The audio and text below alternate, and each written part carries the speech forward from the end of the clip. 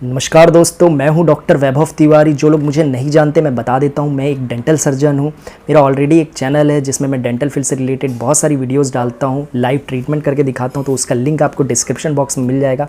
तो अगर आपको डेंटल समस्या होगी तो ज़रूर एक बार चैनल को विजिट ज़रूर करिएगा। और इस चैनल में अपनी ट्रैवलिंग एक्सपीरियंस, पर्सनल व्लॉग्स आपके साथ शेयर करता हूँ, ट्रैवलिंग टिप्स आपके साथ शेयर करता हूँ। तो आज की इस वीडियो में मैं आप लोगों को बताने वाला हूँ अमरनाथ यात्रा के बारे में। तो ये वीडियो को पूरी देखना, क्योंकि इसमें मैं हर चीज़ कवर करने वाला हूँ। अमरनाथ यात्रा जो भी करना चाहता है उसके लिए बहुत हेल्पफुल होने वाली है। यहाँ पे हम जानेंगे कि अमरनाथ यात्रा हम कैसे करें, क्या रूट हैं, कैसे हमको जाना है। फिर हम जानेंगे कि अमरनाथ पहुँचने के बाद वहाँ रहने की सुविधा, खाने की सुविधा क्या है, कितना खर्चा आएगा, अगर घोड़ा पालकी अगर हम कर रहे हैं तो उसकी क्या सुविधा है, उसमें कितना खर्चा आएगा, वहाँ का वेदर कैसा होगा, आपके फ़ोन का नेटवर्क वहाँ काम करेगा कि नहीं करेगा, और भी बहुत सारी इन्फॉर्मेटिव चीज़ें मैं आपको बताने वाला हूँ। तो वीडियो को लास्ट तक ज़रूर देखिएगा। और अभी तक आपने अगर चैनल को सब्सक्राइब नहीं किया है तो प्लीज़ सब्सक्राइब कर लीजिए और बेल आइकन को प्रेस कर दीजिए अगर आप ऐसी वीडियो देखना पसंद करते हैं। तो चलिए अब स्टार्ट करते हैं वीडियो को, लेकिन स्टार्ट करने के पहले ज़ोर से बोलिए जय भोलेनाथ बाबा की जय।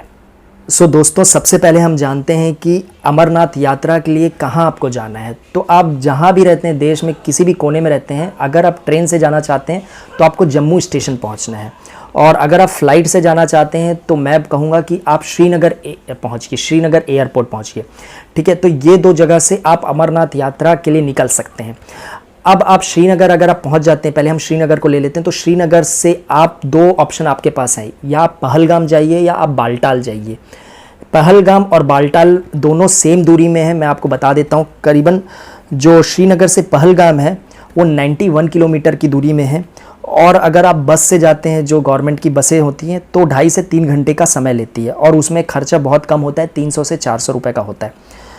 अगर आप अपना प्राइवेट टैक्सी करके जाते हैं तो उसमें खर्चा होता है 2,500 रुपये का, ये समझ के रखिए। ठीक है, तो ये अगर आप श्रीनगर से आप पहलगाम जा रहे हैं।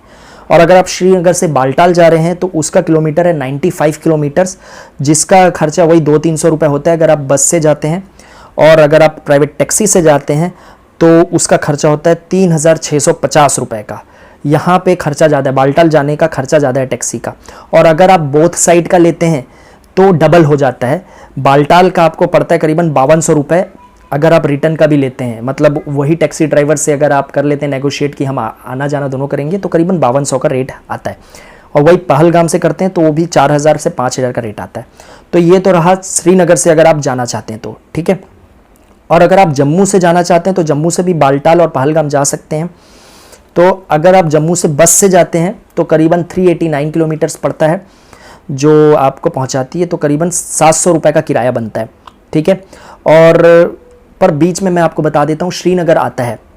ठीक है, तो अगर आप श्रीनगर में रुकना चाहते हैं तो वहाँ रुक के फिर अगले दिन बालटाल जाइए। और एक साथ जाना चाहते हैं तो आपको 400 किलोमीटर का सफ़र करना पड़ेगा, जो कि बहुत हेक्टिक रहेगा। तो मैं तो यही कहूँगा कि आप श्रीनगर पहले पहुँचिए। और अगर जम्मू से पहलगाम जाना चाहते हैं तो उसका किराया 510 आता है बस का, और 279 किलोमीटर है, जो यात्रा आपकी 7 से 8 घंटे में पूरी होती है। तो ये तो मैंने आपको बता दिया कि आप कैसे जाएं। ठीक है, ये चीज़ समझ गए। अब हम आगे बढ़ते हैं और मैं अब आपको ये बताता हूँ कि आप बालटाल पहुँच गए या पहलगाम पहुँच गए, तो इन दोनों में आप कौन सा चूज़ करिए। तो देखिए, जो गुफा है, अमरनाथ की गुफा है, उससे जो करीबी पॉइंट है वो है बालटाल। अगर आप बालटाल से गुफा तक जाते हैं तो करीबन 14 किलोमीटर का रास्ता है। ठीक है, वहीं अगर आप पहलगाम से जाते हैं गुफा तक तो करीबन 48 किलोमीटर का रास्ता है।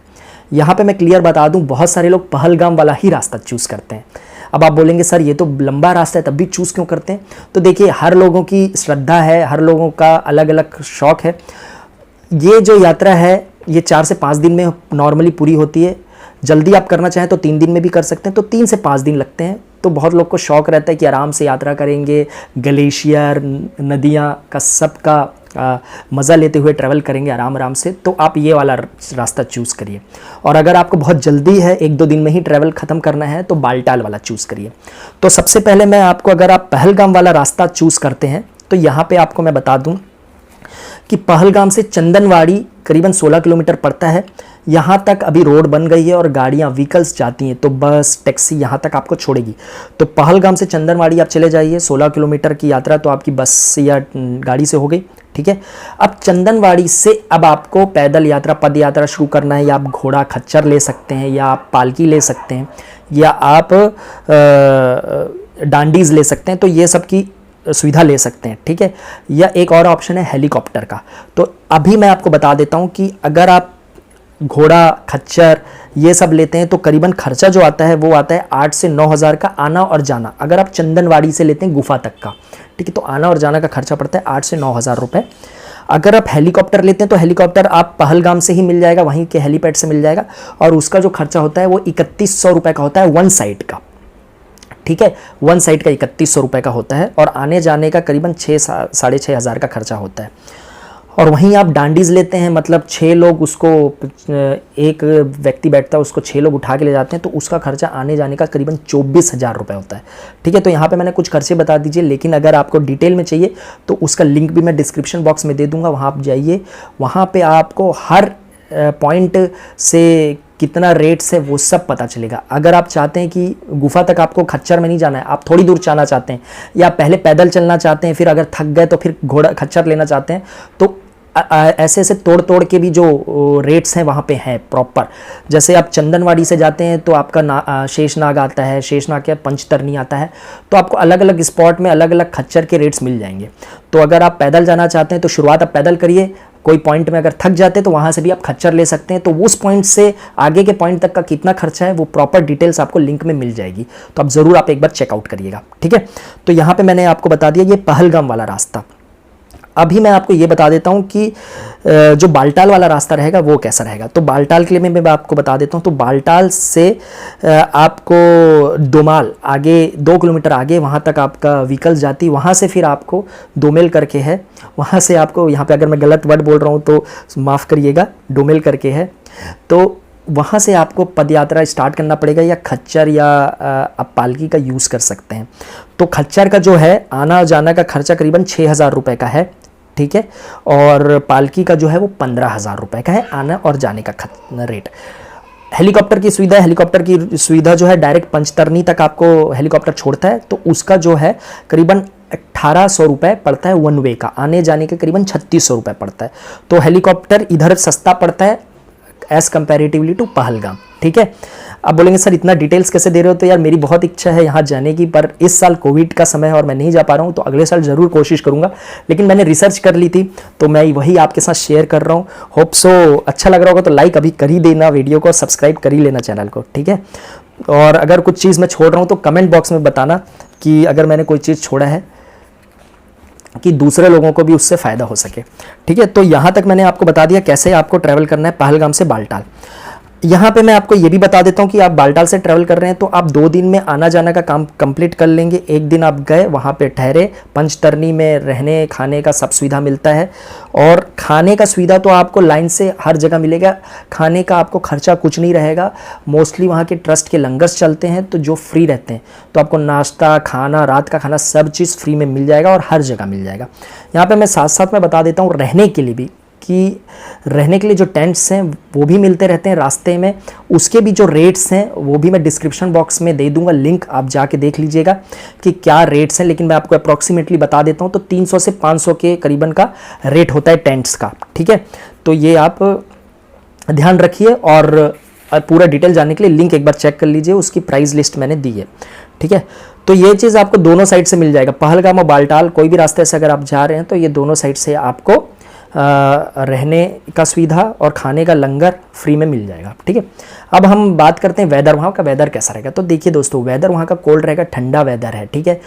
तो ठंडा वेदर है तो अपने साथ जो सामान रखेंगे, यहाँ पे बहुत ध्यान रखिए, सामान बहुत ज़्यादा नहीं रखना है, बहुत इंपॉर्टेंट आपको सामान रखना है। अब मैं आपको बता देता हूँ, बारिश वहाँ का कभी भी हो सकती है, वेदर ख़राब रहता है वहाँ पे, तो आपको रेनकोट अपने साथ रखना है, ठीक है। छाता अपने साथ रखिए, टॉर्च अपने साथ रखिए, वाटर प्रूफ शूज़ रहें तो बहुत अच्छा है, ठीक है। और गर्म कपड़े रखिए, इतना चीज़ रखिए, लेकिन एकदम चुनिंदा कपड़ा रखिए कि आपका लोड ज़्यादा ना बढ़े, क्योंकि अगर आप सामान ज़्यादा रखेंगे और ट्रैवल करेंगे तो समझ सकते हैं कि कितना तकलीफदायक होगा, ठीक है। तो ये रही क्या क्या इंपॉर्टेंट सामान रखना है, मैंने आपको बता दिया। खाने पीने का आप थोड़ा स्नैक्स रख सकते हैं, हालांकि वहाँ पे लंगर मिलते हैं, लेकिन कुछ चीज़ आप रखिए अपने साथ, खुद के साथ भी कुछ चीज़ रहनी चाहिए तो अच्छा रहता है। एक और चीज़ मैं आपको बता दूं, नेटवर्क वहाँ पे काम नहीं करता, अपना प्रीपेड फ़ोन्स जो होते हैं वहाँ पे काम नहीं करते हैं, वहाँ पे पोस्ट पेड फ़ोन काम करते हैं, स्पेशली BSNL का सिम। ठीक है, यहाँ पे आपको बता देता हूँ, जाने के पहले अगर एक पोस्ट पेड आप सिम ले लीजिए BSNL का, तो वहाँ से नेटवर्क काम करेगा, बाकी कोई नेटवर्क वहाँ पे काम नहीं करता है। ठीक है, तो ये चीज़ का ध्यान रखिए। तो गाइज़ आई थिंक मैंने आपको बहुत सारी डिटेल्स इस वीडियो के माध्यम से दी है, और यात्रा करने के पहले मैं आपको बता देता हूँ, रजिस्ट्रेशन होता है। रजिस्ट्रेशन की प्रक्रिया हर साल कुछ ना कुछ डिफरेंस होता है। से फ़िलहाल अभी कोविड का समय है, तो यात्रा जो है 21 जुलाई से 3 अगस्त की कर दी गई है ना। मैं 2020 में बना रहा हूँ ये वीडियो, अगर आप 2021 में देख रहे हैं तो शायद और कुछ रजिस्ट्रेशन प्रक्रिया होगी। अगर कोविड ख़त्म हो गया है तो नॉर्मल जो रजिस्ट्रेशन प्रक्रिया होती वो रहेगी। उसके लिए मैं आपको थोड़ा बता देता हूँ। रजिस्ट्रेशन जो रहता है उसकी करीबन 1500 रुपये फ़ीस है, जो ऑनलाइन भी होती है और ऑफलाइन भी होती है। ऑफलाइन के लिए बहुत सारे बैंक्स हैं, मैं लिंक दे दूँगा, मतलब जो अमरनाथ की प्रॉपर साइट है, ऑफिशियल साइट, उसकी लिंक दे दूँगा। वहाँ पे रजिस्ट्रेशन का प्रोसीजर है, वहाँ से आप रजिस्टर्ड कर सकते हैं। ऑनलाइन भी कर सकते हैं, ऑफलाइन के लिए भी आप वहाँ पर इन्फॉर्मेशन ले सकते हैं गाइस। ठीक है, तो गाइज़ मैं यहाँ पे मैंने आपको सब इन्फॉर्मेशन देने की कोशिश करी है ना। वीडियो पसंद आया होगा तो लाइक करके इंकरेज ज़रूर करिएगा, वीडियो को शेयर करिएगा अपने फैमिली और फ्रेंड्स के साथ भी, और चैनल को अभी तक सब्सक्राइब नहीं किया है तो सब्सक्राइब कर लीजिए। और गाइज़ कमेंट करके ज़रूर बताइए कि वीडियो आपको कैसे लगा, इन्फॉर्मेशन कैसी लगी। यहाँ पर मैं बता देता हूँ, जो भी गंगा सागर ट्रैवल करना चाहते हैं वो ज़रूर मेरा एक वीडियो देखिए, जिसका आपको लिंक मिल जाएगा ऊपर में, और डिस्क्रिप्शन बॉक्स में भी लिंक मिल जाएगा। उसका भी वीडियो मैंने बनाया है और बहुत लोगों ने उसको भी प्यार दिया है। तो गाइज़ आज के लिए बस इतना ही। Thank you so much for watching, bye bye.